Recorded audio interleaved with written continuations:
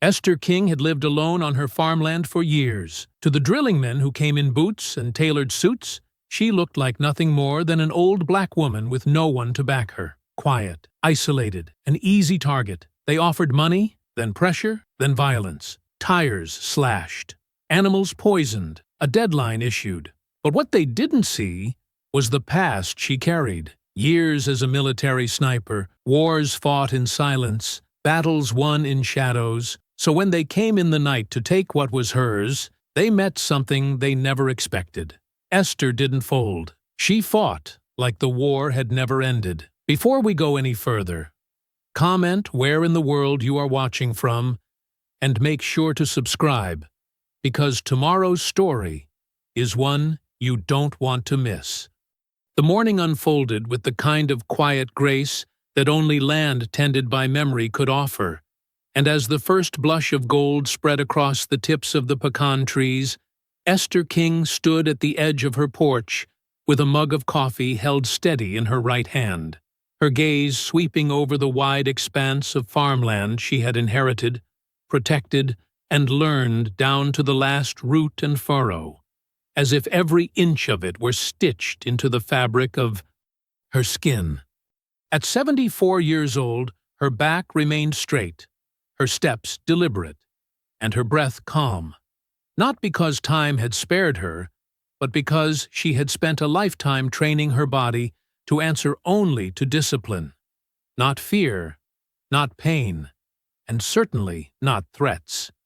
The house behind her, modest in appearance, but fortified in the ways that mattered most, was kept in perfect working order, not for visitors, for there were rarely any, but because order itself was the language she understood best. Nothing in Esther's life was left to chance.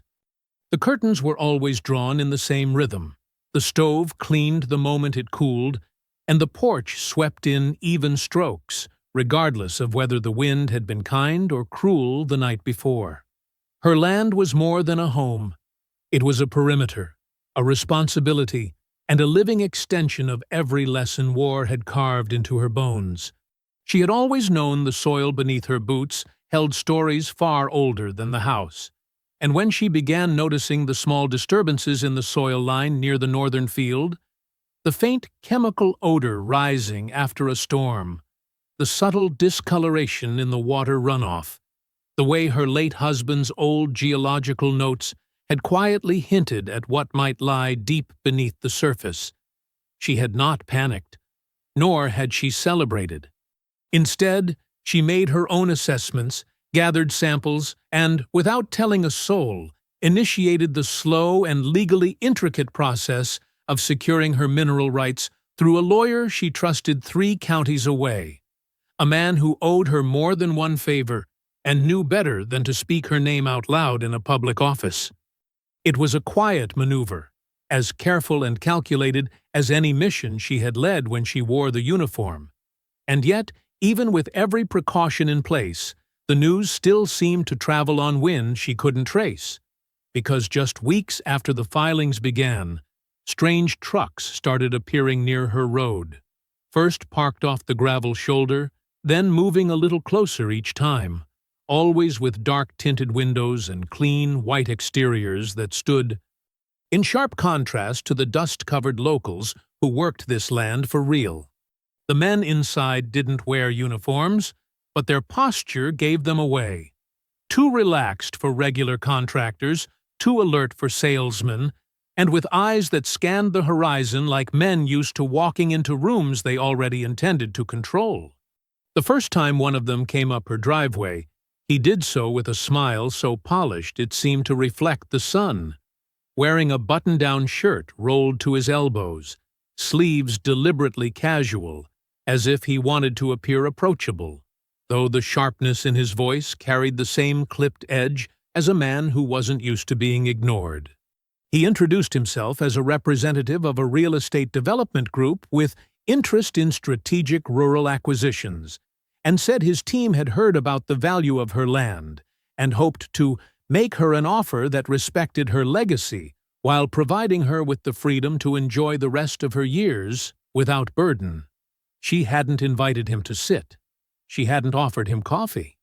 She had listened without blinking, her silence stretching just long enough to force a flicker of discomfort across his otherwise confident face. And when he finally handed her a pristine envelope with gold lettering along the flap and politely suggested she think it over, she took it without a word and waited until he left before she even opened it. That evening, as the sun dipped behind the ridge and the cicadas filled the dusk with their pulsing rhythm, she stood alone at the edge of her field, with the envelope open in her hand and the offer inside staring back at her in bold, unapologetic print. A number so large it might have made another woman pause, maybe even dream. But Esther only tilted her head slightly and looked out across the land she had bled for, worked for, buried a husband. On and guarded for decades, not because it was lucrative, but because it was hers in every possible way that mattered. She didn't hesitate. She didn't sigh. She walked back to the house, opened the iron stove door, and fed the offer to the flames, watching without emotion as the paper blackened, curled, and turned to ash, her face bathed in the soft flicker of heat that meant, in her world, a line had just been crossed, and there would be no retreat, no negotiation, and no warning the next time someone came asking about what lay beneath her ground. By morning, the ash from the envelope had cooled into a soft gray layer at the base of the stove, the only visible evidence of the decision already sealed in her mind. Esther rinsed her mug, tightened the laces on her boots, and stepped onto the porch with the kind of calm that didn't require announcing itself.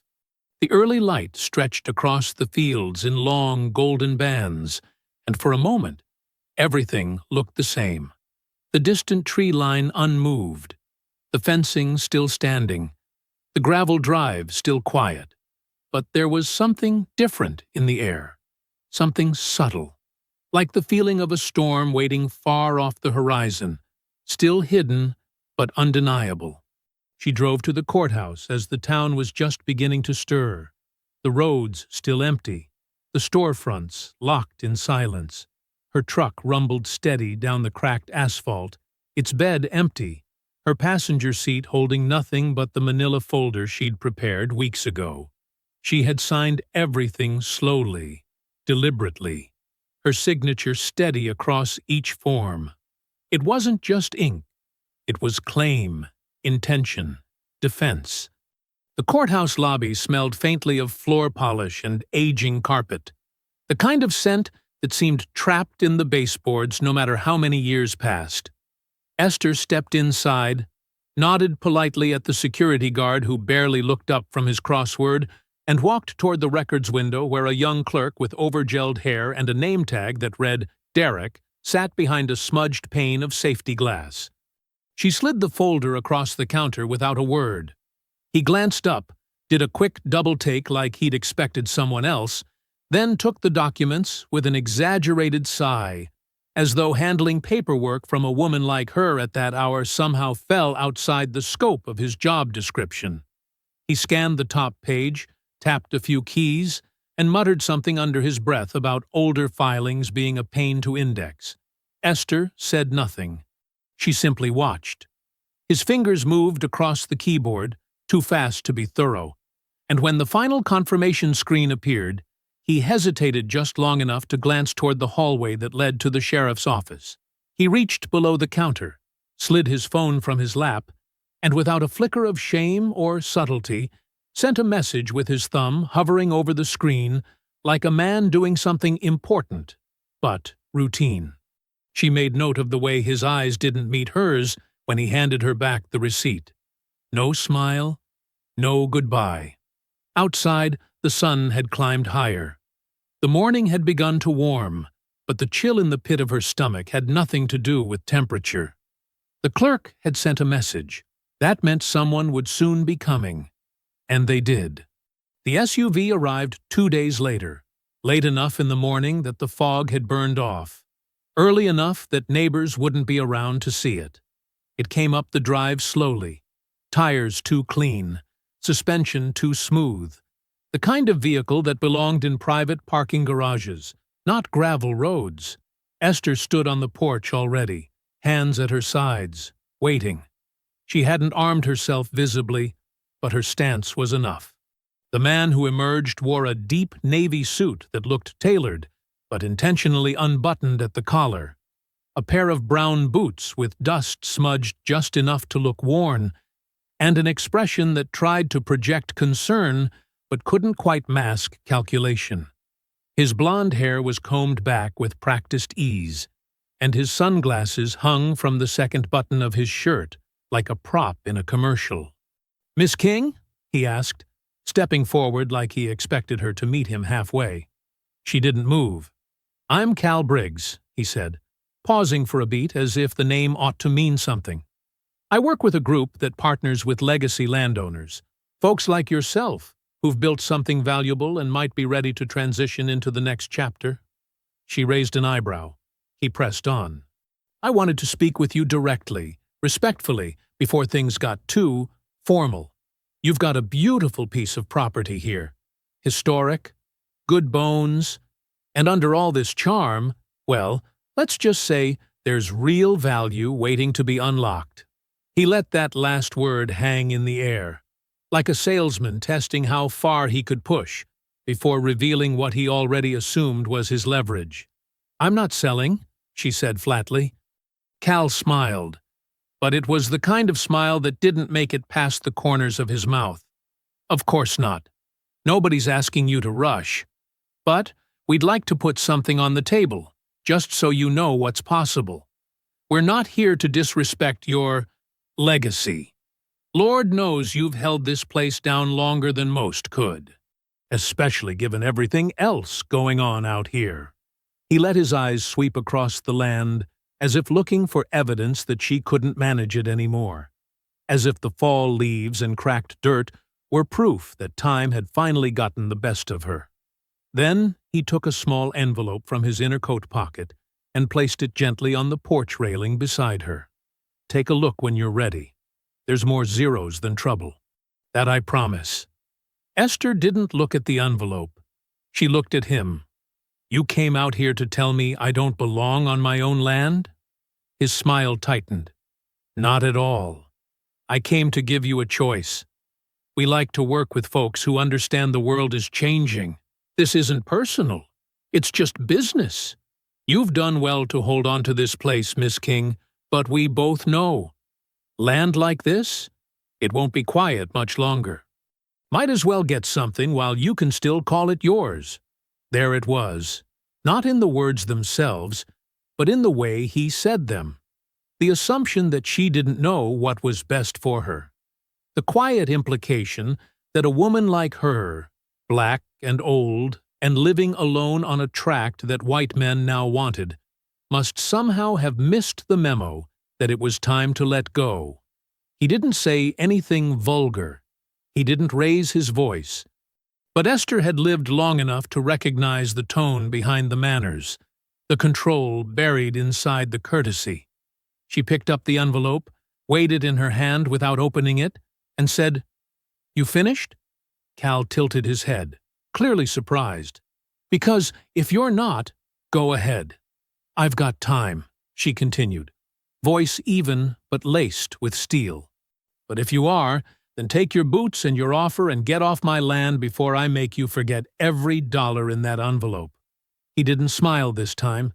He gave a stiff nod, took one slow breath, and walked back to the SUV without another word. As he drove off, kicking up a swirl of dust that lingered long after the vehicle disappeared beyond the tree line, Esther stood still on the porch, the envelope still in her hand, and listened to the wind roll in across her fields like a quiet warning already answered. The next few days unspooled with an unnatural stillness, as though the land itself were holding its breath. The town, which had already begun to shift in tone, now felt drained of warmth entirely. People who once waved from porches or paused to catch up outside the feed store now crossed the street when they saw her coming, their eyes darting quickly toward the ground as if something about her presence had become radioactive or worse, marked. No one said anything directly, but the silence around her felt less like absence and more like strategy, as though they were protecting something or someone by keeping her at a distance. She caught it first in the way the store clerk bagged her goods without looking her in the eye, or how the man at the gas station who used to joke about the weather now stiffened when she pulled up beside him. It wasn't fear exactly, nor was it pity. It was the same expression she had seen on young soldiers standing outside tents in far-off deserts, the kind that told you they'd already decided not to get too close, not to care too much, because they didn't want to feel responsible for what happened next. Back at the farm, the signs became less subtle. The first incident was the tire. She found it the morning after a rain, the ground still soft enough to show the shape of boots in the dirt, though the prints had been smeared by a sweep of leaves, like someone had tried too hard to cover their tracks. The front driver's side tire of her truck had been slashed, not deep enough to make noise or halt her immediately, but enough to fail if she'd gone over 40 on the highway, enough to flip a vehicle if the timing was right. She didn't swear, didn't call anyone. She just changed it, marked the location in her notebook, and took out a longer route map from her desk drawer, one that offered off-grid travel lines in case the roads became unreliable. A few nights later, her water line burst without warning. At first, she assumed it was age. The copper pipe had been installed decades earlier, but when she pulled it from the ground to inspect the damage, she found the break was clean, too clean. The metal snipped with something far sharper than wear and time. That night, she boiled rainwater and drank it without comment.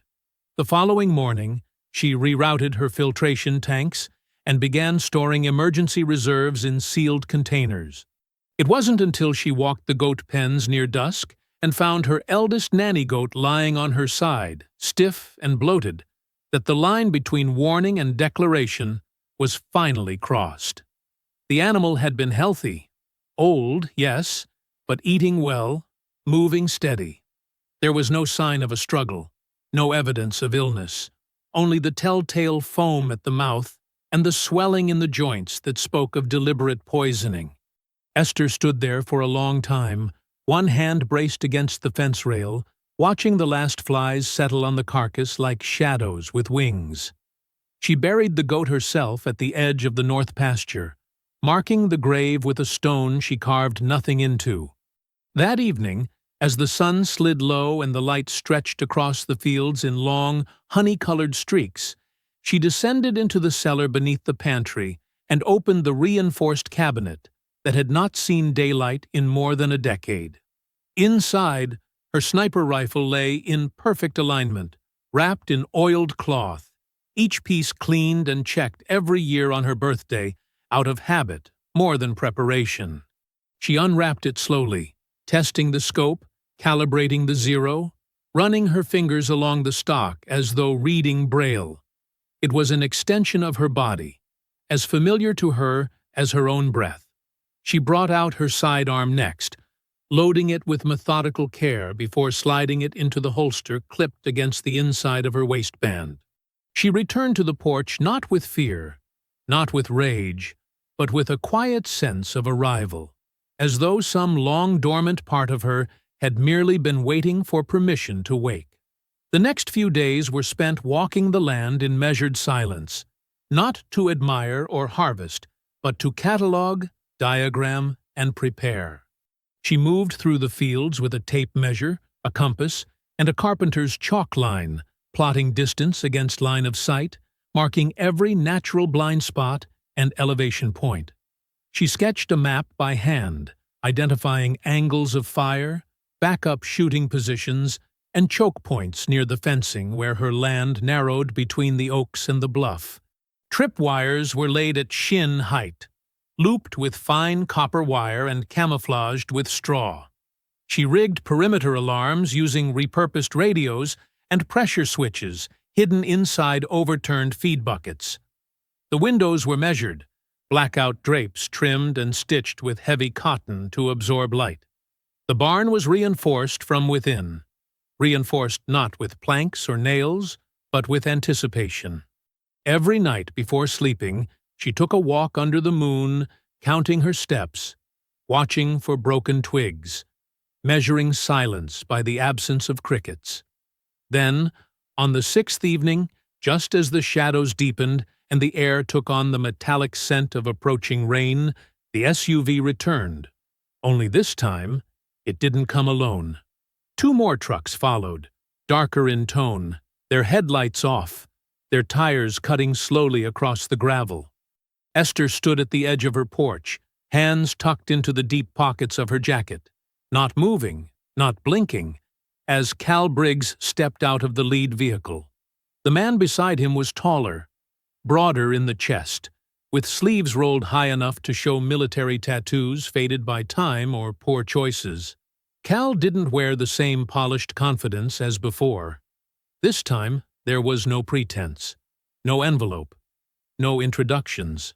Just a long, silent walk to the bottom step of her porch, where he stopped, looked up at her with something that wasn't quite a smirk, and said in a voice stripped of all charm, "2 weeks.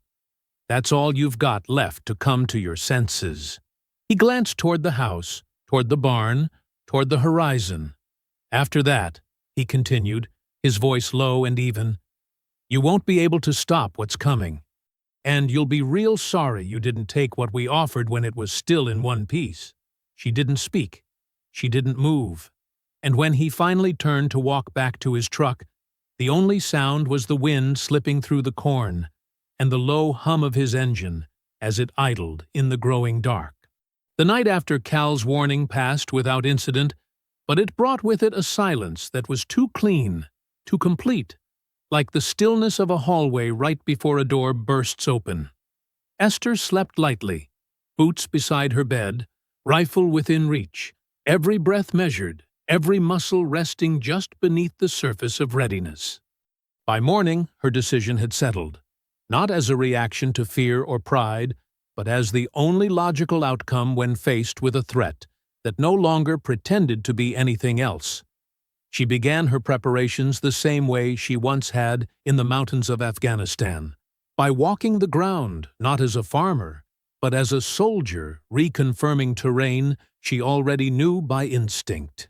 Every corner of her land became a variable in an equation, every elevation point an advantage to be marked and leveraged.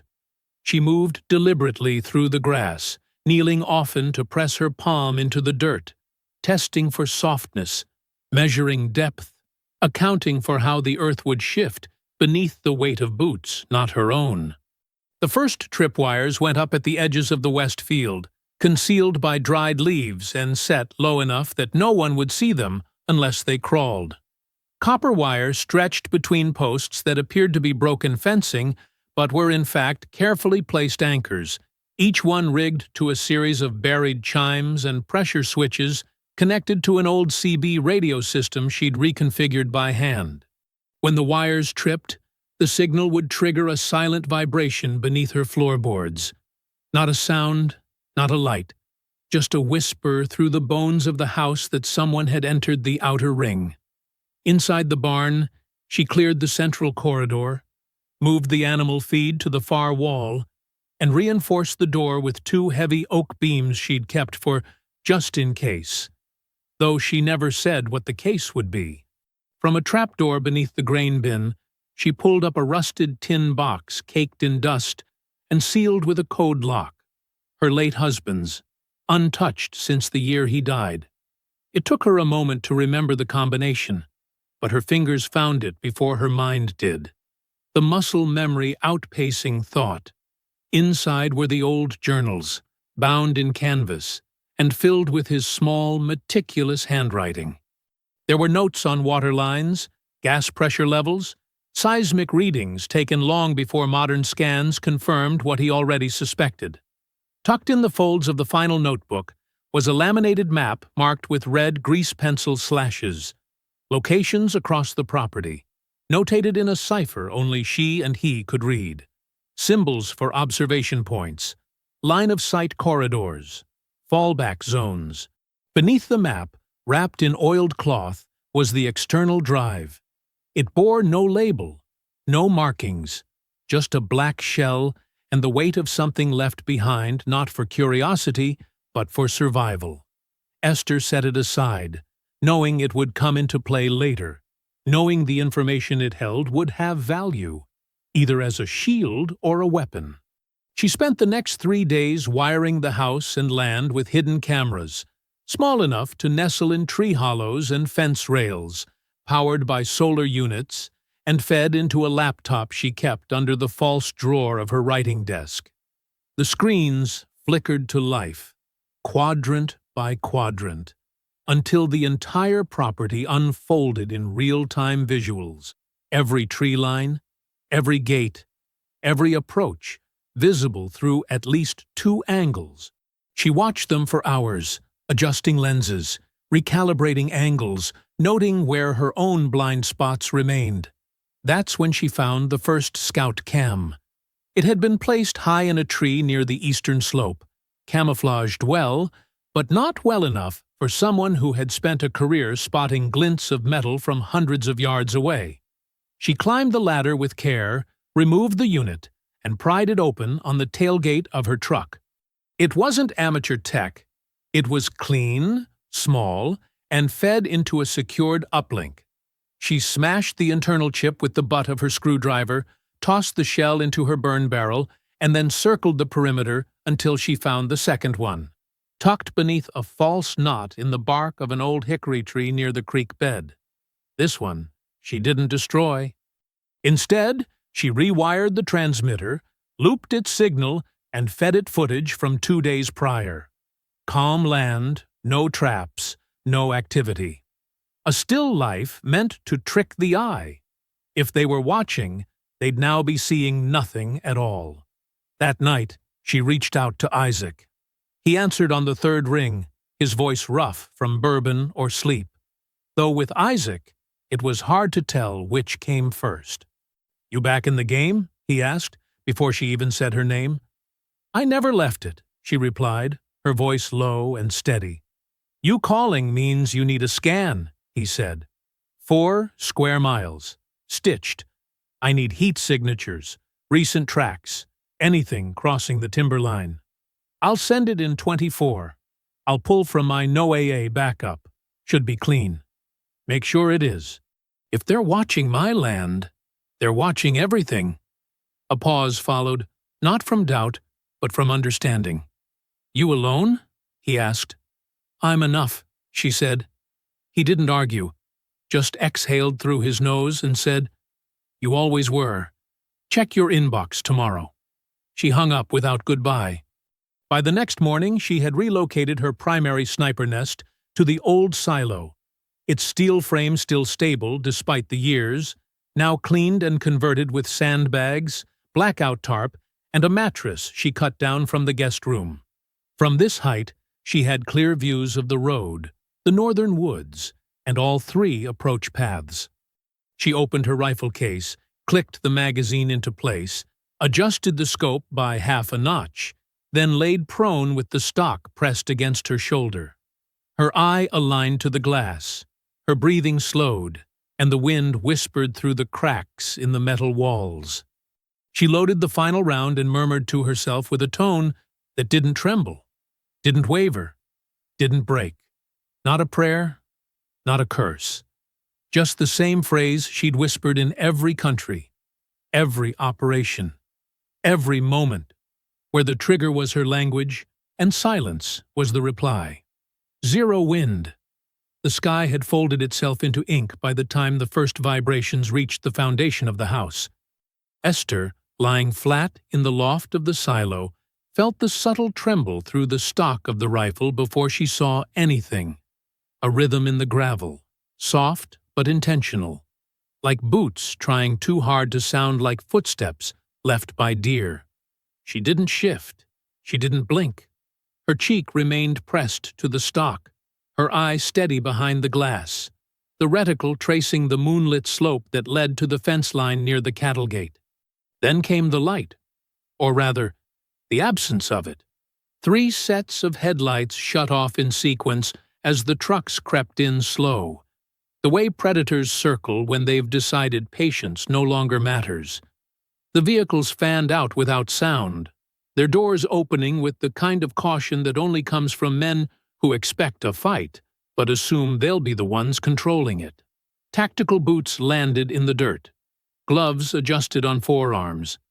Suppressed weapons raised into ready positions. None of them looked up. They moved in coordinated silence, spreading into formation like they had drilled it. She counted them as they advanced. 4 dismounting from the lead truck, 3 from the second, 2 more trailing in shadow from the third vehicle. Their gear was sleek, dark, made for quick, clean jobs. They weren't here to threaten. They were here to finish. She exhaled once through her nose, slowly, and squeezed. The first man never heard the shot. The bullet passed through his neck just above the collarbone, the exit wound blooming silently across his left shoulder before his knees gave out, and he folded sideways into the grass like a sack of grain. The others didn't notice at first, too focused on spacing and movement to realize they were already down a man. When they did, the second shot was already leaving the barrel. It struck the next target just as he stepped past a fence post wired with an old gravel mine. The shot caught him through the ribs, staggering him into the line. A second later, the wire snapped, and a burst of sharpened stone exploded upward from the buried canister she'd built from a repurposed fertilizer drum. The noise wasn't loud enough to echo, but it cracked the quiet like glass, and suddenly someone shouted the word she'd been waiting for. "Sniper!" The formation scattered, but they were already too exposed. She shifted positions without hesitation, sliding backward from the nest on her belly, never lifting more than an inch off the floorboards. Within seconds, she was down the ladder and crossing the field along the irrigation trench, the one she had carved deeper over the last week to give her a covered path between shooting positions. Mud clung to her elbows as she crawled, rifle slung tightly across her back, the sidearm at her hip silent, untouched. She didn't need it yet. They were firing now, blind, erratic, and panicked. The muzzle flashes stuttered from behind the storage shed and tree lines, but the aim was too high, too late, too desperate. She could tell they had trained, but not for this. Not for someone who knew the land better than they knew their own command structure. Not for someone who had been killing in silence since before most of them could shave.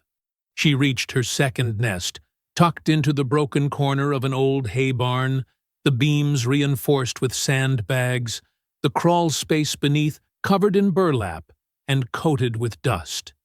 The field ahead was now scattered with movement, shadows bobbing between trees, someone calling out position numbers that meant nothing in terrain this uneven.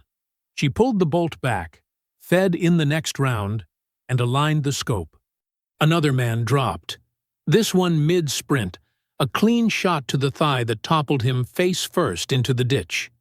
He tried to crawl, dragging himself through wet grass, but she was already dialing the range to finish him. She didn't pull the trigger right away. She watched him for a few seconds, his fingers digging into dirt, his lips moving like maybe he thought a prayer could stop what was coming. She pulled. The silence after each shot was worse than the shots themselves. It settled across the fields like a second skin, draped over the earth as if daring anyone to speak, to breathe, to believe they had control of the night again. But they didn't. She did. Down near the eastern fence, one of them set off a second trap, a tripwire rigged to a garden hoe and a propane flare. The burst of light ignited the underbrush for just long enough to expose 2 more targets who had ducked behind a pile of firewood. She couldn't hit them both from this angle, but she fired anyway. One dropped. The other ran, shouting into his radio for backup. She switched positions again. Each move was calculated, each nest pre-built with small comforts she had earned through repetition. Water bottles, a rolled cloth to rest her arm, a field map scratched into wood with nail points. She rotated through 4 positions before the trucks even thought to reverse, before the tires finally spun through the mud in retreat, dragging the wounded and the shaken back into their steel cocoons. The last thing they expected was to be hunted by a woman with gray in her hair and ghosts in her bones. The air inside the house had already changed by the time she reached the back door. It wasn't the smell of smoke or cordite or blood. Those came later. But the subtle disruption in the air pressure, the kind that whispered of opened doors and boots tracking across hardwood that had never known strangers. Esther crouched low behind the coat rack in the utility hallway, her sidearm drawn, her body balanced on the balls of her feet, her breath shallow and measured. The breach hadn't been explosive. They were trying to stay quiet, to move like shadows in a place built for ghosts. But her ears caught every board creak, every whispered signal between men who had trained for urban raids, but not for the house of a woman who had spent her youth threading death through buildings far less forgiving than this one. The first one moved through the kitchen, rifle angled low, flashlight flicking in wide arcs across the cabinets and tile. Esther let him pass the pantry before triggering the smoke bomb she had stashed in the oven's unused lower compartment. The room filled in seconds, thick white haze swallowing every outline. She moved through it like water, silent and precise, her shoulder grazing the edge of the breakfast bar as she ducked behind it and counted the seconds. 1, 2, 3. The second man entered through the side window, feet landing softly on the kitchen mat she had rigged with roofing nails punched through the underside. His shout was muffled, more pain than surprise, and she used the noise to mask her movement, sliding in behind the first man and striking the crook of his elbow with the butt of her pistol. The weapon clattered from his grip. He turned, stunned, only to receive a sharp strike to the bridge of his nose. Blood splattered the fridge door behind him as he stumbled backward into the sink. She didn't hesitate. Her left hand came up beneath his jaw, knife angled tight between fingers. She drove the blade into the soft space just under the chin and twisted sharply to the left. He dropped without a sound. A flash of light to her right warned her of the third man just before he opened fire.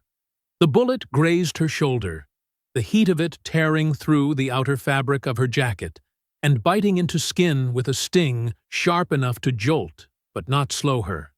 She dove behind the dining table, already reaching for the second smoke canister, tossing it overhand toward the hallway just as a boot struck the edge of the table, tipping it sideways and sending plates crashing.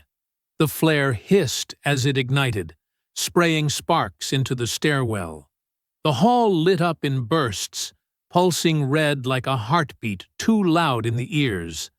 She saw the shadow of the shooter first, tall, fast, moving too confidently, and as he stepped forward, she fired from the ground, low and tight, catching him in the left knee. He went down screaming, the gun spinning from his hand and bouncing once before skidding into the baseboard. She rose quickly, shoulder burning, and retrieved the blade from her belt. Blood dripped onto the floor as she closed the distance between them, breathing hard but silent. And then, without ceremony or pause, she drove the knife into the base of his neck. He twitched once, then was still. A creak behind her, small, deliberate, someone moving slow. She didn't turn. Instead, she spun the desk lamp nearest her, casting its cone of light across the far end of the hallway, then dropped low, crawling under the table as the intruder entered from the rear stairwell.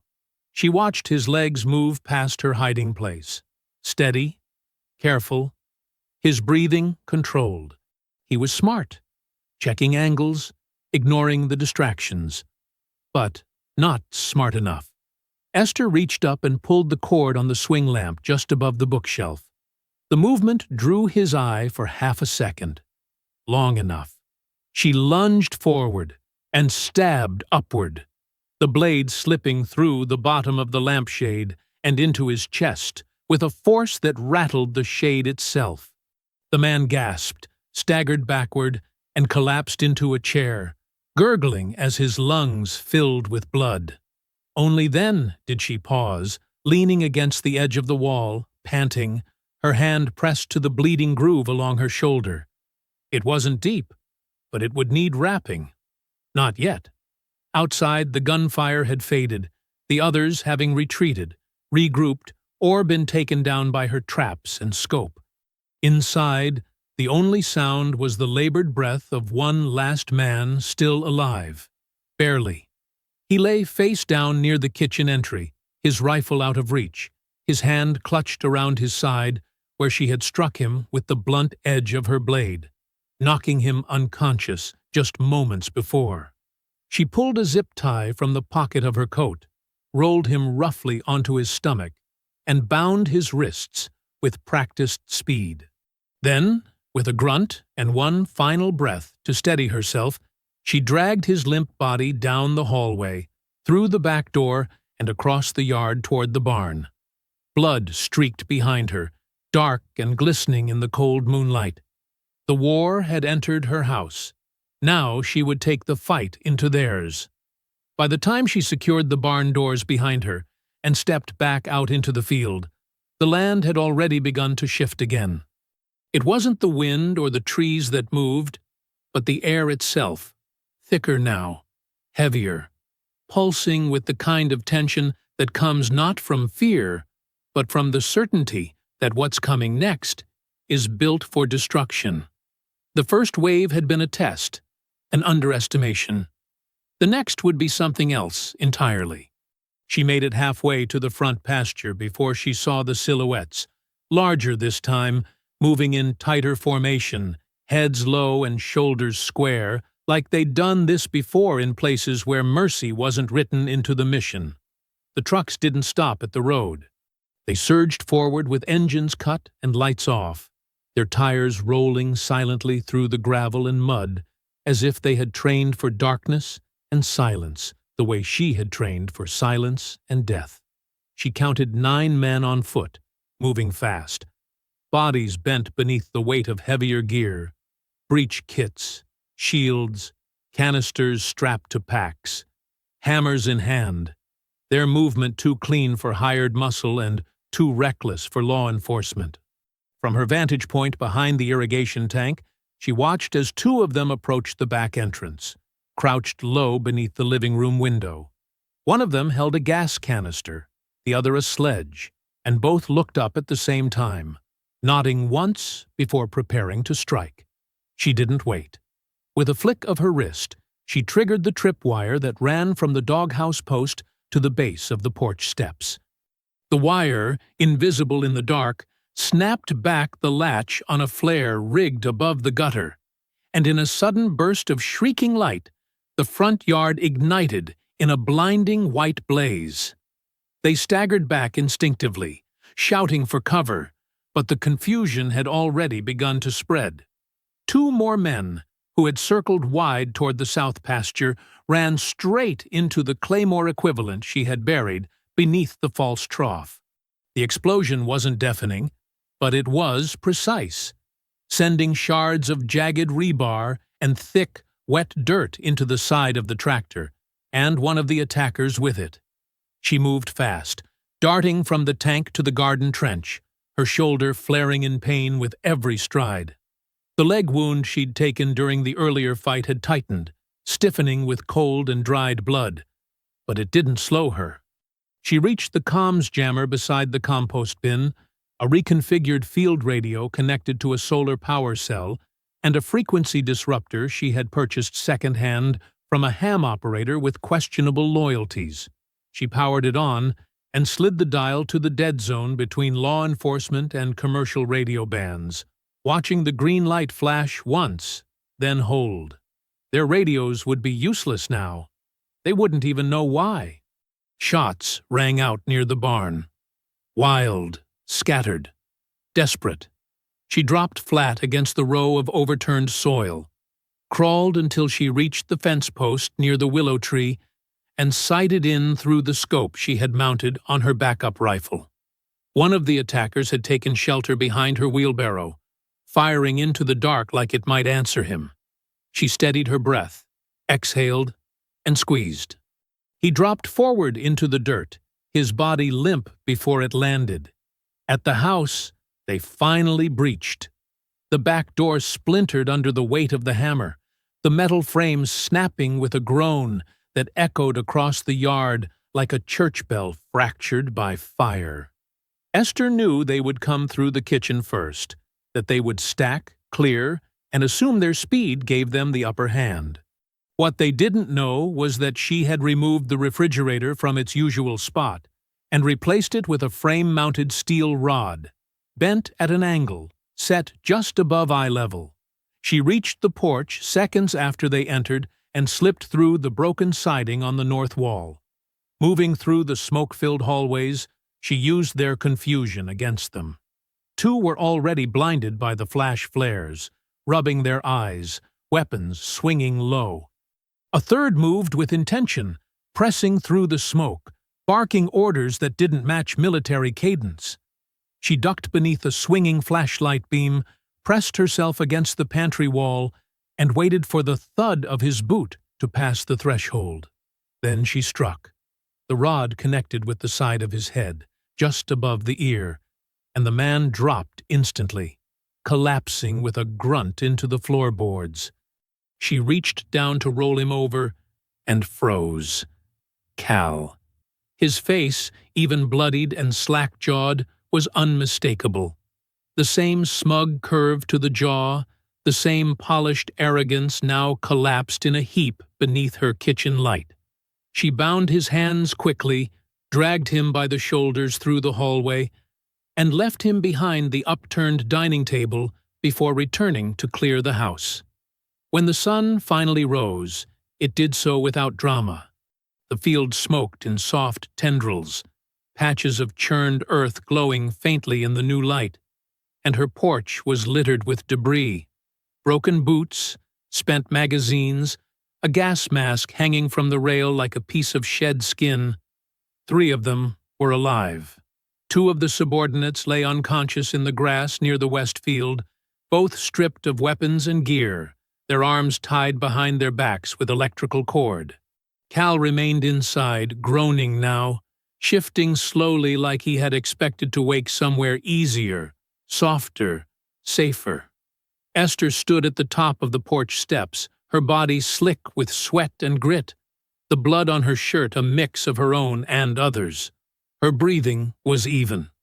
Her eyes scanned the tree line, the road, the horizon, and when none of them moved, when no more trucks appeared, no second wave behind the second wave, she exhaled slowly, let her shoulders roll forward slightly, and whispered the same words her husband had once said after they'd survived a 36-hour siege in a forgotten compound on the edge of nowhere. "That's all of them, for now." Then she stepped down into the grass, her boots silent on the blood-wet ground, and went to collect what they thought they could leave behind. The barn, in daylight, looked unchanged to anyone unfamiliar with its second purpose. The wide red doors, worn smooth by time and sun, hung slightly crooked on their hinges, and the rusted latches still bore the marks of years gone by. Inside, however, the space had transformed. Not into something grotesque or monstrous. Esther had never needed theatrics to make her point, but into a place where silence was thick and deliberate, and every creak of wood or drip of water served a purpose beyond its sound.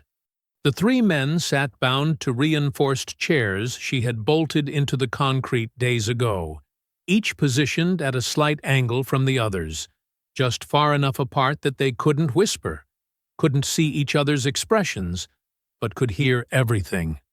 Their wrists were zip-tied, their ankles secured with paracord pulled tight against the floor brackets. Duct tape had sealed their mouths during transport, now removed with a slow, deliberate hand, not to grant them speech, but to measure their reaction to its return. Esther didn't speak for the first hour. She moved around them with quiet efficiency, adjusting lights mounted on portable tripods, wiping blood from her temple with a cloth soaked in cold rainwater, resetting the battery on the small field recorder she'd placed on the shelf above Cal's head. She let the barn settle into itself, the distant ticking of a leak in the roof, the wind pushing through the slats high along the back wall, and the slow, steady rhythm of water dripping from a metal bucket suspended just above the concrete near the far door. Every sound was intentional, and none of it was rushed. She poured water from a tin kettle into 3 canteens, left them just out of reach on the ground, then turned on a single hanging bulb that swung lazily above them, casting long, shifting shadows across the barn floor. When she finally pulled up a folding chair and sat facing them, her expression was unreadable. Not hard, not cruel, just quiet and entirely in control. "You came here to erase me," she said, her voice low and steady. "You failed." No one answered. One of the subordinates, wiry, younger, breathing through clenched teeth, shifted slightly in his chair. The other sat completely still, eyes closed, either conserving energy or pretending indifference. Cal met her gaze without flinching. Blood dried across his jaw where she had struck him, his right eye beginning to swell shut, but his expression remained composed, as if his training still whispered that posture was strength even here, even now. Esther stood, walked slowly to the back wall, and picked up a small handheld speaker connected to her recorder. She pressed play, and the room filled with the sound of gunfire, boots in mud, and distant voices shouting fractured commands from the night before. It wasn't just sound, it was proof, a timeline, a record of what had happened when they thought they were still in control. When the recording ended, she turned to the younger man. "You want to tell me who's giving orders now?" she asked. He didn't speak. She nodded once and walked to the light, tilted the bulb directly into his face, and stood silently as the heat began to work on his resolve. 10 minutes passed. 20. The sweat started to form at his temples, then trickled down his neck. He shifted again, blinked hard, swallowed dry air. Esther didn't touch him. She didn't shout. She simply moved the water bottle an inch closer, then stopped, letting the silence do the rest. "I'm not dying for this," he muttered at last, voice cracked and raw. "Who are you dying for, then?" she asked, crouching slightly, her voice calm and even. He hesitated. "We don't know names, just layers. We're told when, where, how. The money comes from out of state. Transfers, cash drops, sometimes fake construction bids." "And Cal?" she asked, without looking at him. "Middleman," the man whispered. "He tells us what land to clear." She walked over to Cal, crouched in front of him, meeting what was left of his gaze. "You want to keep playing the professional? Or should I let him keep talking?" Cal smiled, but it was tight now, hollow at the edges. "You're not gonna kill me, Miss King." "No," she said, "but I don't need to." She pulled a folder from the shelf, one of her husband's. She laid it open on the table beside Cal's chair, flipping through pages marked with land registry codes, transfer documents, and surveys all tied to the property surrounding hers. "You've been here before," she said. "Years ago. Quiet purchases, forced liens, families that left in the middle of the night. You were part of that wave too, weren't you?" Cal didn't answer, but the flicker in his expression was enough. She slid a photograph across the table, grainy, black and white, taken from a drone years ago, showing Cal standing with Cobb outside a state land auction office. "You think no one was watching," she said. "You think my husband didn't see what was coming?" Cal's lips parted slightly. He inhaled but said nothing. She leaned in, voice quiet now, nearly tender. "You ever tell your daughter how you make your money, Cal? Because I will." I'll tell her, and I'll tell the courts, and I'll send the audio to every paper west of the Mississippi if I have to." His jaw clenched. "Sheriff Cobb," he said finally, his voice like gravel in his throat. "He gets the names. He gets the filings. He knows who to lean on. The rest of us, cleaners." "And the registrar?" she asked. Cal nodded once. "Her job was to delay your paperwork. You weren't supposed to file in time. Once the window closed, we move. Claim squatters' rights, stage a chemical spill, condemn the land. Same play, as always." Esther pressed stop on the recorder, then stood. "You put me on a list," she said, her voice low now, filled with something older than anger. "You had no idea what kind of name you were crossing out." She walked to the door, opened it to the cold morning light, and let the silence hang behind her like a judgment waiting to fall. Inside the barn, the men remained bound, but the story had already started to break. She didn't return to the house right away. Instead, she walked the edge of the property line, one slow step after another, her boots pressing deep into the still wet earth, the cold morning wind curling through the trees with the kind of hush that only followed a night of violence. The barn doors remained shut behind her, their interior still cloaked in the weight of confession, and though the sun had fully crested the horizon, nothing about the light felt clean yet. There was a knowing in the air now, a shift, not just in what had been done, but in what had been revealed. By the time she stepped through her front door, the adrenaline had dulled to a quiet ache in her joints. Her hands, still lined with dried blood, moved with muscle memory more than thought as she lit the stove, boiled water, and poured herself a cup she never drank. The cup sat cooling beside the window while she reached into the drawer below the sink and pulled out the old green ledger she hadn't touched in years, the one her husband used to keep tucked beneath the third floorboard in the bedroom, marked only by a frayed ribbon and a single faint cross on the spine. The journal wasn't what it seemed. It never had been. The first few pages were lists, fencing materials, feed calculations, rotational crop plans, but after the second section, the entries changed. The writing grew tighter, more deliberate, and the dates became sporadic. Esther recognized the structure immediately. Operational shorthand, one they had used in the field when notes had to be disguised as logistics or inventory. Her husband, who had walked away from service with injuries no one could see, and a mind that stayed locked onto mission cadence, had embedded a cipher in his pages, just in case someone ever came looking to understand what he hadn't been ready to say aloud. She turned the journal sideways, angled it beneath the morning light, and followed the diagonal lines marked faintly in red pencil, coordinates hidden in supply totals, names buried in expense columns. The patterns were old but familiar, and as she decoded them, the truth began to take shape with painful clarity.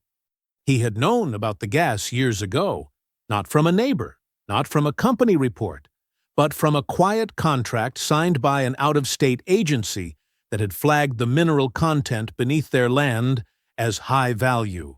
He hadn't told her because he'd been working to slow the process from within, using outdated surveys and technical obfuscation to stall exploration permits.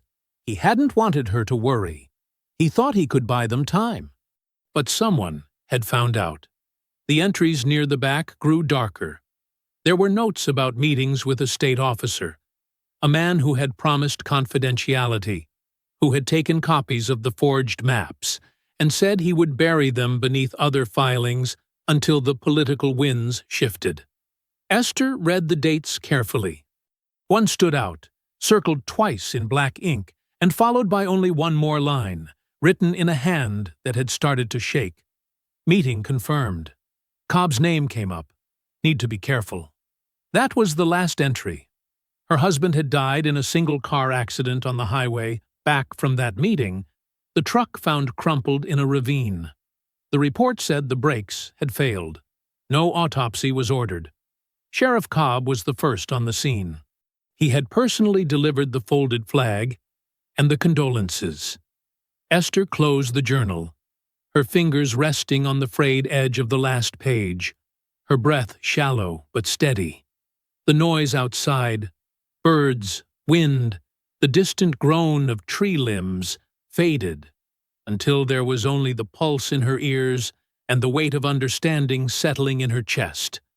This hadn't been about a land grab, not entirely. It hadn't been just about the gas or the title or the money. It had been cleanup. A final piece of a plan started years ago, unfinished because her husband had stalled them too long. She hadn't just become a target because of the mineral rights. She had become a target because she was married to a man who had made it his mission to keep those rights hidden, and who had died for his trouble. She stood slowly, walked to the living room, and opened the drawer where she kept the last photograph of him, the one in uniform, standing beside her on the day they came home together for the final time. His smile in that photo wasn't forced or cautious. It was whole. "So that's why they really came," she whispered. Her voice didn't tremble. It carried the kind of quiet finality that sounded more like ceremony than grief. Outside, the barn remained locked. The men inside unaware that the story had shifted again, not just in their failure, but in the reasons behind it. Esther sat at her husband's old desk and opened the field radio, dialing in to a frequency they used to joke was for emergencies only. Static buzzed for a moment, then cleared. She keyed the mic and leaned in. "Isaac," she said, her voice low but deliberate, "I need you to pull the accident report from March 23rd, 8 years back. Franklin County. 1 fatality. I want every line of it. Witness statements, signatures, and the name of the responding officer." The pause on the other end was brief. "Copy," Isaac said. "That's going to take some creative reach." "I don't care what it takes," she answered. "And I want the drill site registry logs for anything filed near County Line 17 in the last 10 years. Look for aliases, out-of-state LLCs, anything that crosses with Cobb's name." He hesitated. "You're not slowing down, are you?" Esther didn't blink. "No," she said. "I'm just getting started." She set the mic down and picked up the photograph again. There would be no more half measures. Not this time. The house was still, but there was no rest inside it. Esther moved with a calm sharpened by clarity, her body worn but unyielding, her wounds bandaged tightly beneath her sleeves. The storm had passed outside, but the real work, the kind built not on gunpowder but paper and proof, was only beginning. The confessions were still fresh in her ears, but she didn't play them back. She didn't need to. Every word was etched into memory now, and memory, unlike tape, didn't fray or skip. In the corner of the room, the old field laptop hummed softly, its fan whirring just loud enough to remind her that this part of the fight would require precision of a different kind. She inserted the SD card, the red one marked with an X in her late husband's handwriting, a relic of habit, long before external drives replaced most of their field tools. The files loaded without error. She opened the folders one by one, checking audio levels, scanning for timestamp mismatches. Each file was labeled meticulously. Confession 1, Cal Briggs. Confession 2, Operator Number 3. Confession 3, Target Sequence Breakdown. A master folder contained geotags, land records, corrupted transfer receipts, and a side-by-side comparison of the delayed filings cross-referenced with Cobb's name. Proof, not speculation. She encrypted the backups to 3 separate drives, 2 physical, 1 virtual, and placed one into a hollowed-out floorboard beneath the hallway rug, another into a waterproof pouch she buried beneath the azaleas in the west garden. The virtual version was uploaded to a secure cloud hub run by one of Isaac's old surveillance contacts in Nevada. Someone who owed them more than a few favors and didn't ask questions unless he was trying to keep you alive. By noon, 3 identical packages sat on the table, plain cardboard, sealed with craft tape, each one addressed by hand. One to a small investigative newsroom out of Mobile that had a reputation for chasing corruption cases the bigger stations wouldn't touch. One to a state government watchdog group that had sued Cobb's office twice in the last 5 years. And the third, the heaviest, bound for a retired federal prosecutor now running a legal podcast that had, just last month, publicly questioned the legitimacy of land seizures across the state's southern counties. Each box contained a thumb drive, a transcript, and a note written in Esther's measured hand. You don't know me, but you know the pattern. Here's what it looks like when someone survives it.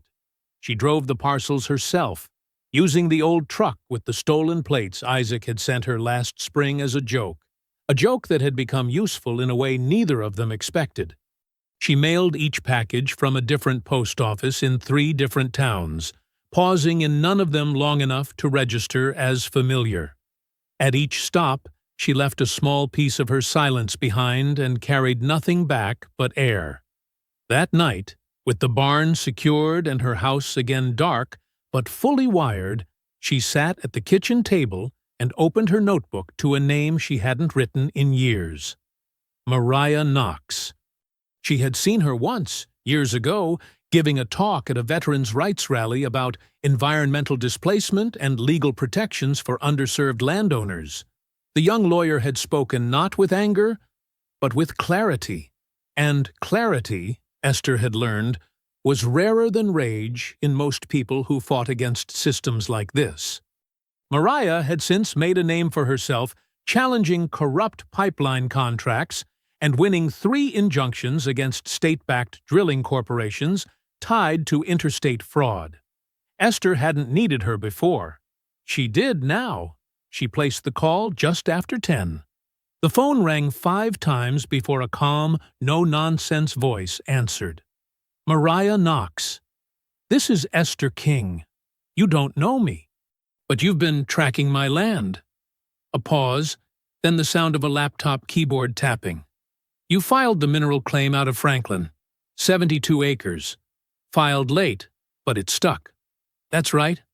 What happened? They came for me. At night, in numbers. Did you defend it? Yes, Esther said, and I recorded everything. Mariah's tone shifted, not with disbelief but with engagement. Do you have documentation? 3 audio files, 2 names. 1 signed order blocking the mineral registration, forged by a county registrar. I have Cobb tied to LLC transfers, and a confession that includes the phrase, "She was always on the list." There was a sharp exhale on the other end.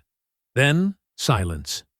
I've got a press connection at the Ledger, Mariah said finally, and I'm 2 weeks away from filing an ethics suit against the Energy Land Board. If I bring this to court, it changes the entire foundation of my case. Are you safe? Safer than they are. Good. Then here's what we're going to do. They spoke for over an hour, moving through details like 2 officers planning a joint operation. Mariah would coordinate the press release, anonymous source at first, but authenticated through geotagging and confirmed metadata. She would file for an emergency injunction on behalf of Esther, then expand the case to include whistleblower protection once the information went public. A civil racketeering charge would follow, naming Cal, Cobb, and the registrar, supported by the filed evidence, the audio confessions, and Esther's testimony. By the time Esther hung up, the legal fuse had already been lit. She leaned back in her chair, the ache in her shoulder settling beneath the surface again, and stared at the old wood beams above her head. This house, battered and patched and braced against storms both natural and man-made, had held. It would keep holding.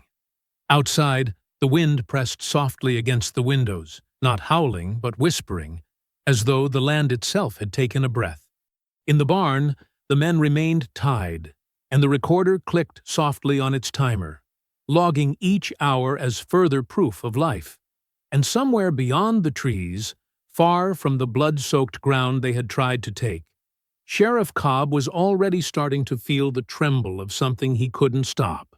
The barn stood quiet in the distance, its weathered siding cloaked in morning mist, the rising sun casting long streaks of amber light across the yard. From the outside, nothing stirred. But within its walls, beneath the steady click of the timer and the faint rustle of shifting weight, the unraveling had already begun. Not with shouting or violence, but with silence and consequence. A reckoning that moved like groundwater, slow, unstoppable, and deeply rooted. The digital files were already gone, scattered across encrypted channels, funneled to news outlets, legal archives, and government watchdogs with precise timing and complete anonymity. Cal's voice, raw from confession, echoed across audio logs that matched bank records and land surveys, connecting names and faces that had long stayed hidden in plain sight. Every thread they had pulled was a thread Mariah Knox could trace. In Atlanta, Mariah moved like a machine, her office light never fully dark, her phone constantly blinking with pings from whistleblower networks, investigators, and reporters trying to piece together the scope of the operation. With Esther's help and Isaac's old radio scans, she charted a corruption web that extended far beyond Cobb's county badge or Cal's muscle. It bled into corporate acquisitions, political campaign donations, public grant misallocations, each layer hiding under the next like rot beneath polished floorboards. She followed money that had crossed oceans, cycled through offshore trusts, bounced through four-digit shell firms, and reappeared as bribes disguised as property adjustments. She mapped it all and didn't say a word until the whole picture stood in front of her. When the moment came, it did not arrive with fanfare. The federal raids moved just before dawn, deliberate and quiet, engineered to catch every door unlocked and every server still online. Black SUVs moved through gravel backroads and dark alleys, coordinated from a central command hub 2 towns over. Agents carried paper warrants sealed in tight packets, their movements as sharp as their timing. No announcements were made to local media. No early tips were leaked. The silence was strategic. They hit 7 locations in under 30 minutes. 2 large estates, a private airstrip hangar, a satellite office downtown disguised as a real estate agency, a riverfront lodge used for off-grid retreats, and 2 nondescript homes belonging to board members of the State Energy Commission. Each one housed boxes of unfiled paperwork, encrypted hard drives, and decades' worth of liability waiting to be exposed. Esther watched none of it on television.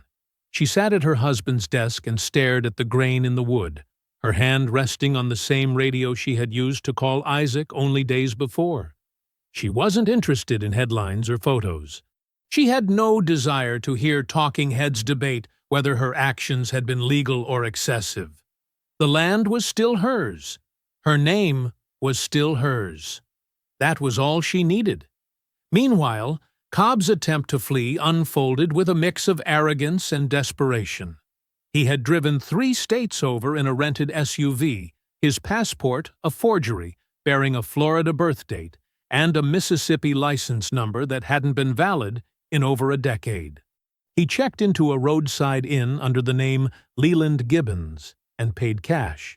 He bought new clothes from a local hunting shop, shaved in the mirror with trembling hands, and tried to vanish into the kind of quiet places he used to patrol with impunity.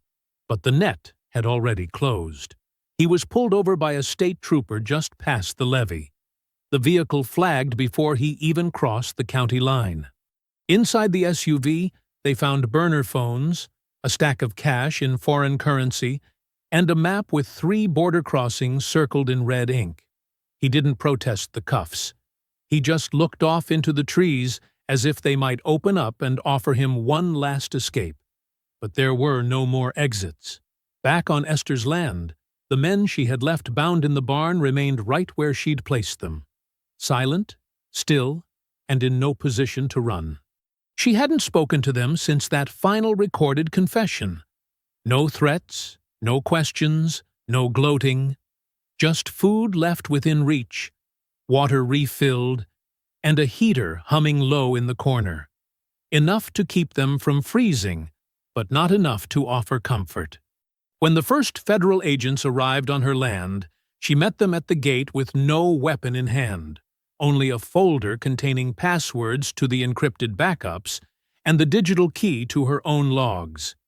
She pointed toward the barn and said, with a calm that carried no pride and no hesitation, "3 inside, all armed when they came, all alive now." They nodded, thanked her, and proceeded without another word. The agents processed the captives without incident, noting the medical attention they'd already received and the clear evidence of restraint, not cruelty.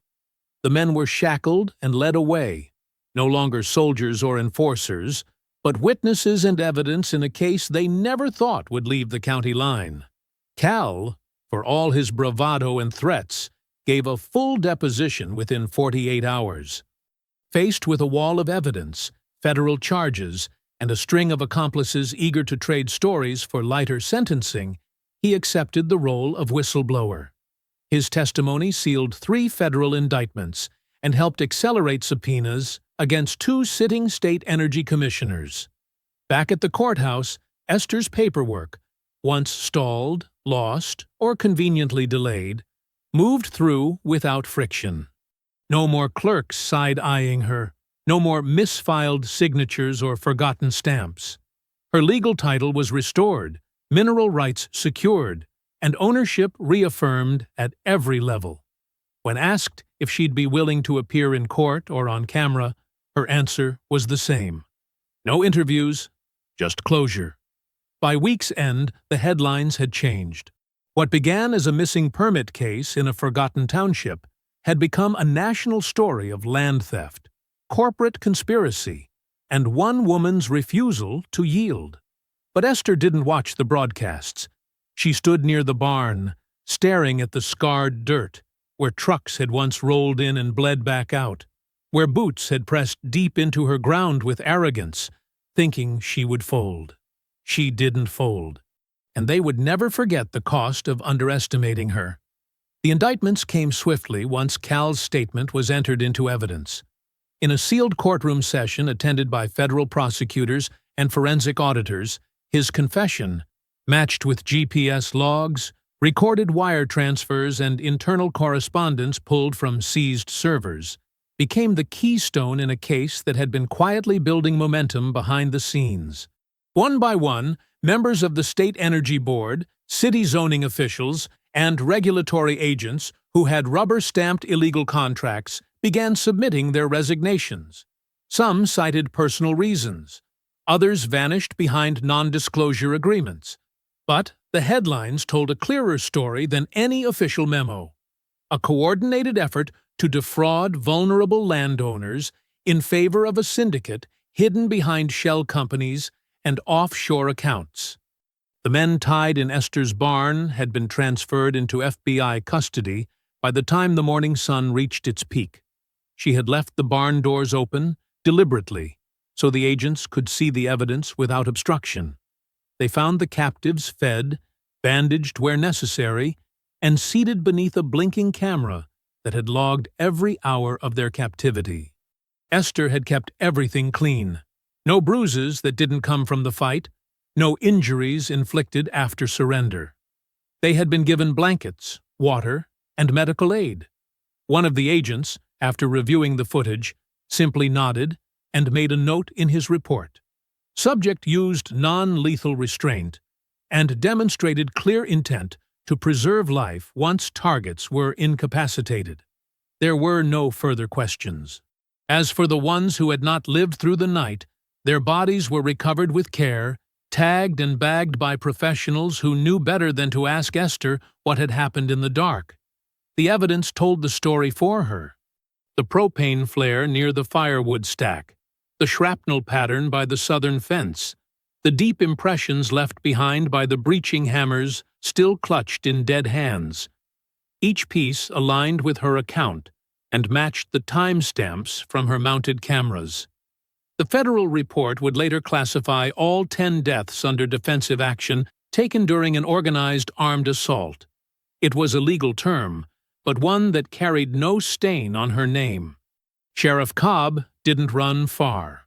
After failing to cross state lines using a falsified identity and a rental car procured under an expired drilling license, he was taken into custody by a quiet task force stationed at the county line.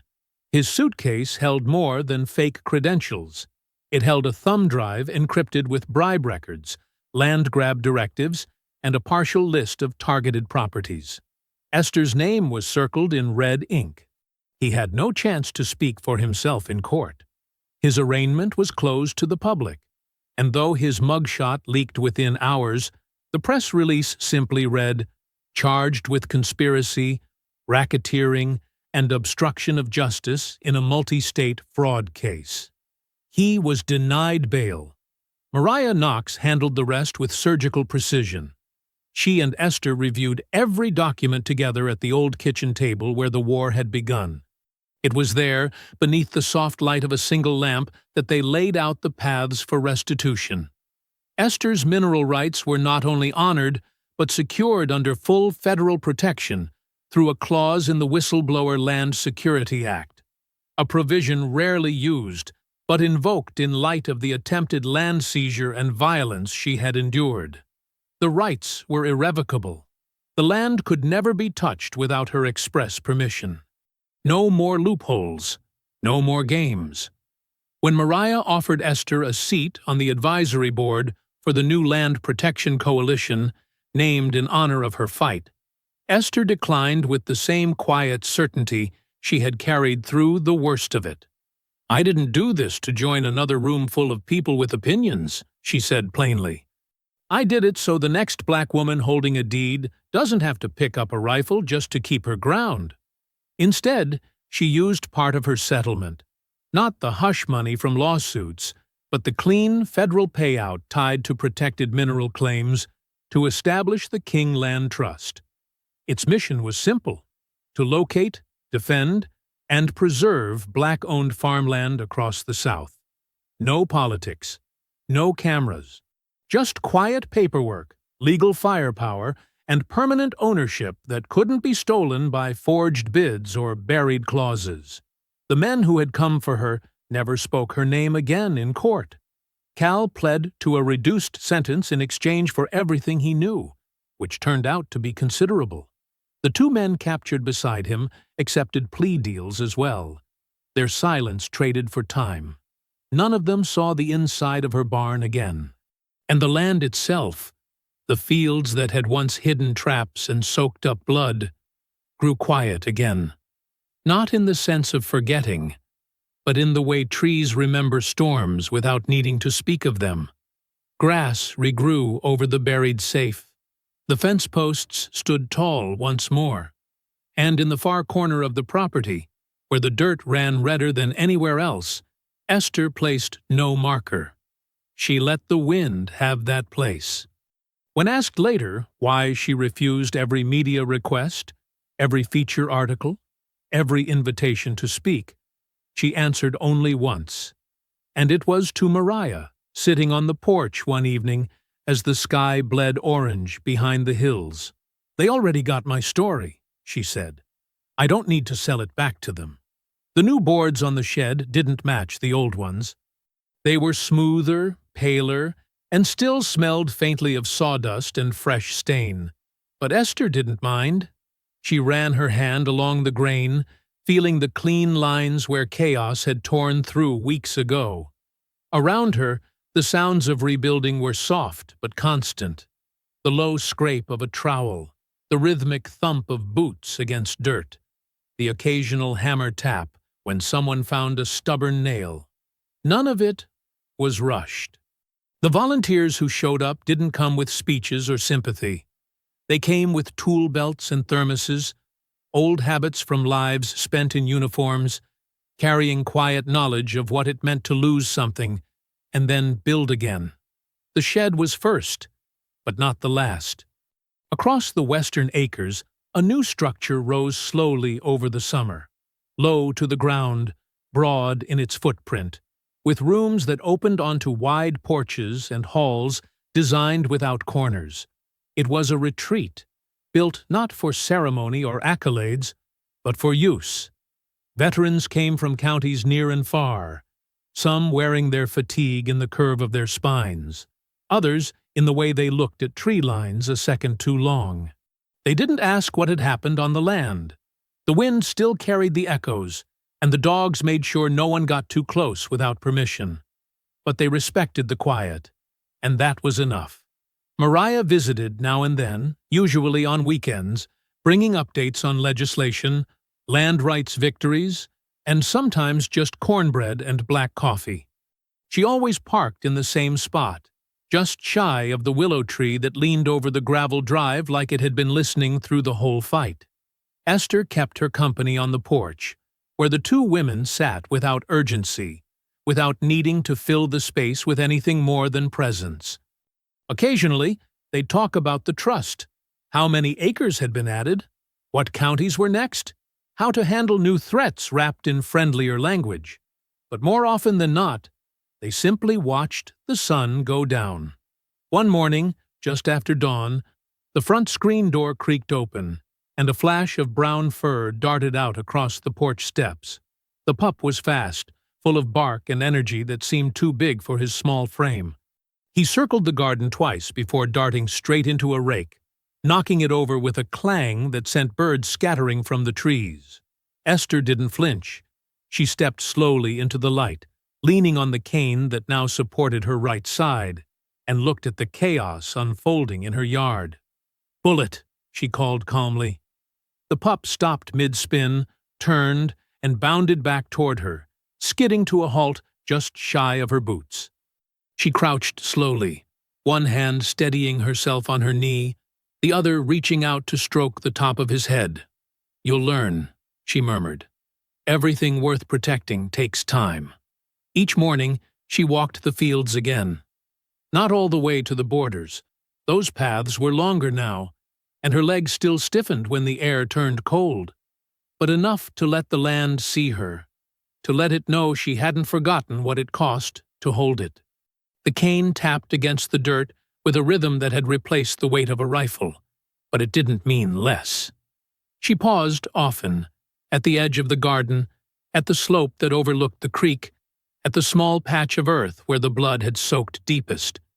And she looked not for intruders, but for life, a new sprout, a bird's nest in the fence post, the tracks of a deer she'd seen once, but never again. And when she stood at the center of the highest field, the one where the wind always came first, she let her gaze sweep wide across the open ground, then down to the house, then back again. She said the same thing each time, not loudly, not for anyone to hear, except maybe the land itself. "I'm still watching." The breeze carried the words across the grass, past the repaired fences and fresh-turned soil, into the hollows where voices once whispered threats, and now only echoed the sound of leaves turning over in the wind. Behind her, the house stood firm. Ahead, the horizon waited, not for war, not anymore, but for whatever came next.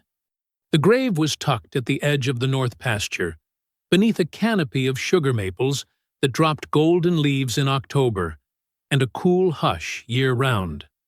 Esther hadn't been there in 10 years, not because she had forgotten, not because grief had turned her away, but because the silence between them had always been understood. He'd once told her that real love didn't need constant tending, that their bond was rooted deeper than words, deeper than place, deeper than time itself. Still, that morning she rose early, dressed without looking in the mirror, and walked the full stretch from the house to the tree line with a slow, deliberate grace that didn't ask the land's permission. It already knew her weight. She brought no flowers, just the flash drive. It fit between her fingers like something far older than a modern device. More like a coin worn smooth by purpose, its contents heavier than plastic could explain. She knelt with care, her knees resisting the movement, but not enough to stop her. The dew hadn't burned off yet, and the chill touched the hem of her coat as she reached forward and slid the flash drive beneath the corner of the stone. It wasn't meant to last there, but it was meant to mark something, a final act, not of vengeance, but of closure. The headstone was plain, just the way he'd asked for. No rank, no war dates, no platitudes, just his name, and beneath it, the words, "Stand quiet. See far." Their old field mantra, etched in stone. She sat back on her heels, exhaled once through her nose, and let the breeze carry her voice. "They came here thinking I'd fold," she said, her tone even, steady, not softened by sentiment, but not hardened by pain either. "Thought this old house was just that, old. Thought I was past fighting. Thought you weren't still here." She glanced toward the horizon, then back to the name in the stone. "But you married a sniper." The silence settled again, but it was not empty. It was full, stretched wide like the pause before a sunrise, waiting only for memory to rise. And with that, the air around her seemed to slow, and what followed was not seen, but remembered. A flash of heat, her younger self, hair pinned under a cap, breathing through the scope at the edge of some distant hill. Heartbeat synced with the wind, eyes sharp and unshaken. The grip of the rifle steady, her finger poised not out of aggression, but duty. Then the softer warmth of her husband's laugh, sun-soaked and reckless, echoing from a jeep parked outside a tent in Kandahar. Him teasing her about how she never missed, how she made even silence feel tactical.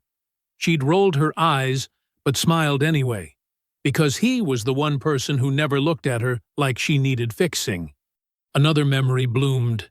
The night he brought her to this land, told her the soil was good, that it had veins of strength running through it just like her. They had stood on this very field and watched the sky turn from copper to indigo, not saying much, just letting the future wrap around them without fear. And then, that last conversation, years later, right before he left for that meeting, the one that cost him everything. His hand on her shoulder. The words he didn't say, but didn't need to. And her promise, unspoken, that if anything ever happened, she would hold the line, no matter what shape the threat took. She blinked once, slowly, and the present returned. Her fingers grazed the edge of the stone, not to clean it, not to fuss, just to feel that it was still there, that he was still here. Not watching from above, not whispering from the trees, but resting. Because now, finally, she could tell him it was done.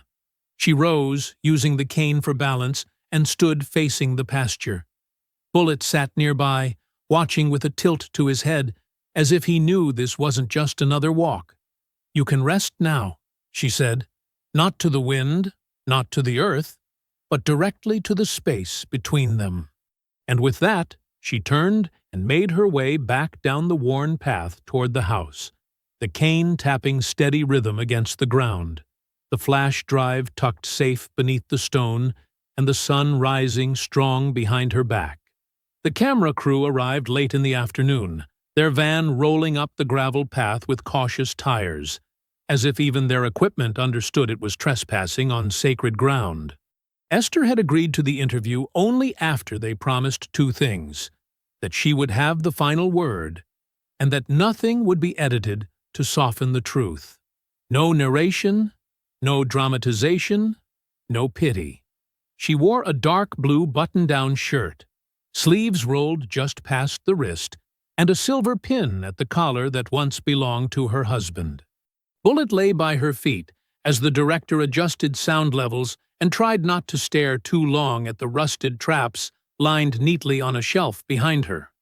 The old barn, now swept clean, smelled faintly of cut wood and earth, as if it too had been preparing for this conversation.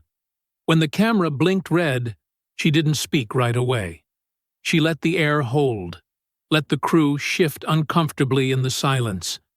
Then, her eyes fixed past the lens, steady as the scope she'd once lived behind, she began, not with a dramatic retelling of the night's violence, but with the soil. They didn't come here for the house, she said. Didn't care much for the fence or the well or even the grass. They came for what was buried, and they thought I wouldn't know how to fight for something I couldn't see. She didn't raise her voice, didn't flinch when they asked if she regretted anything. Instead, she told them about history. Not the kind written in textbooks, but the kind written in deeds filed late. Signatures forged, land taken without gunfire, just pressure and silence and slow erasure. She spoke not like a victim, but like a sentinel, someone who had seen the pattern long before the world caught up. The footage aired 3 weeks later in a primetime slot with minimal promotion, and still it spread like wildfire. Something about her presence, her refusal to be softened or made symbolic, resonated deeper than the producers expected. What began as a profile on a lone landowner resisting a corporate assault became a national reckoning. Because hidden in the records Esther had helped surface, alongside Mariah's tireless documentation, was a pattern that spanned 3 states, 5 different counties, 7 families, all black, all targeted for mineral rights beneath land long written off as forgotten.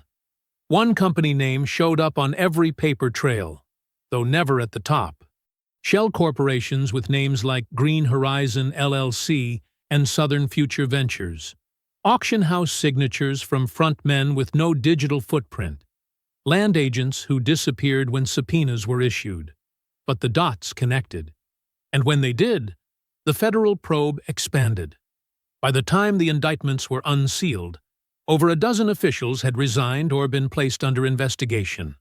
Esther's own case, once just a backwoods anomaly, now anchored a national scandal. She turned down every speaking engagement, every podcast, every guest lecture invitation.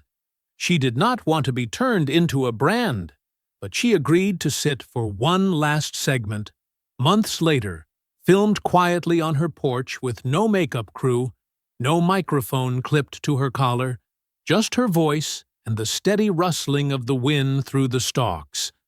"I don't need a statue," she said. "Just leave the land alone. Let it rest the way we never got to." And so the last shots of the broadcast weren't of boardrooms or courtrooms, but of her hands planting new seedlings near the edge of her property. The same place where her husband once swore they'd grow their own food again, even if the world forgot how. Bullet nosed at the soil beside her, tail thumping, ears twitching in the breeze. In the distance, the rebuilt shed cast a shadow in the shape of a rifle rack, now empty. The wood polished, but unarmed. A flag flew on a short pole nearby. Not the national one, but a faded green banner with the initials of her husband's old unit stitched by hand. The land didn't feel like a battlefield anymore. It felt like memory finally given space to breathe. I hope you enjoyed that story. Please share it with your friends and subscribe so that you do not miss out on the next one. In the meantime, I have handpicked 2 stories for you that I think you will enjoy. Have a great day.